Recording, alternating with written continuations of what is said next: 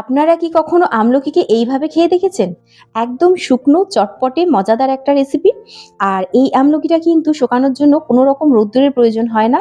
মাত্র ১ ঘন্টার মধ্যেই রেডি হয়ে যাবে আমাদের এই আমলা পাচক বা আমলা মুখওয়াস। এটা কিন্তু দারুণ টেস্টি খেতে হয়। আর যেকোনো খাবার খাওয়ার পরে অল্প একটুখানি গালে দিলে দেখবেন মুখটা একদম ফ্রেশ মনে হচ্ছে, আর তার সাথে সাথে হজমেও দারুণ কাজ করে। তো হজম, স্কিন, চুলের জন্য সবকিছুর জন্যই তো আমলা ভীষণ উপকারী।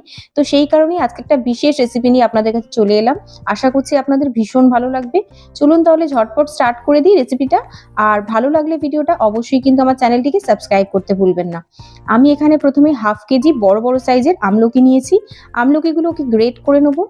আর এরকম গ্রেটার তো মোটামুটি সবার বাড়িতেই অ্যাভেলেবেল থাকে। এবার আমলকিগুলোকে এইভাবে গ্রেট করে নিচ্ছি। আমলকিটা কিন্তু অবশ্যই গ্রেট করার আগে ধুয়ে নেবেন। আর সম্পূর্ণটা গ্রেট হয়ে গেলে এইভাবে মাঝখানে দানার অংশটাকে বাদ দিয়ে দেবো। একে একে সমস্ত আমলকিগুলোকেই আমি গ্রেট করে নিচ্ছি।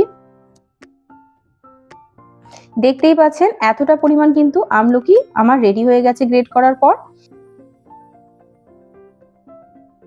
আর এর সাথে আরেকটা জিনিস অ্যাড করব, সেটা হচ্ছে বিট।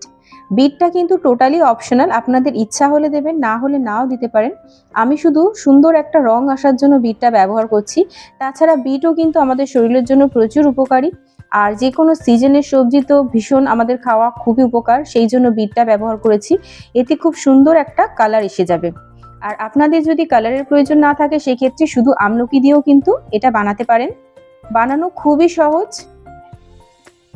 অল্প পরিমাণ বিট দিয়েছি, বেশি পরিমাণ আমলকি।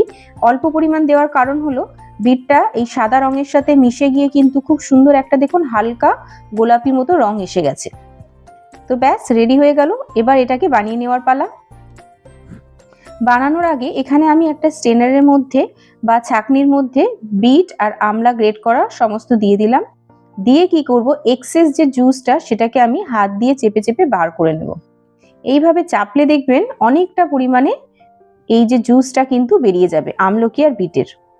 আর তাছাড়া আপনারা এই কাজটা যে কোনো ছাঁকনির মধ্যে চেপে অথবা কোনো শুকনো কাপড়ের মধ্যেও টাইট করে দিয়ে চেপে চেপেও বার করে নিতে পারেন। এই ক্ষেত্রে কিন্তু ড্রাই করতে আমাদের খুবই সুবিধা হবে, যেহেতু আমরা এটা কোনো রোদ্রে রাখবো না। এইভাবে করলে কিন্তু খুবই তাড়াতাড়ি ড্রাই হয়ে যাবে। আর আপনারা ভাবতে পারেন সমস্ত গুণাগুণ তো বেরিয়ে গেল এই রসের সাথে, কিন্তু এই রসটাও তো আমি ফেলে দেব না। এই জুসটা কিন্তু আমলা আর বিটের জুস, ভীষণ উপকারী। এটাকেও আপনারা বিট নুন, একটু লেবুর রস, কালো মরিচ এইসব দিয়েও খেলে কিন্তু দারুণ টেস্টি লাগে। সবাই বাড়িতে অল্প একটু একটু করে এইটা বিট নুনের সাথে মিশিয়ে খেয়ে দেখবেন, ভীষণ ভালো লাগবে। তার সাথে সাথে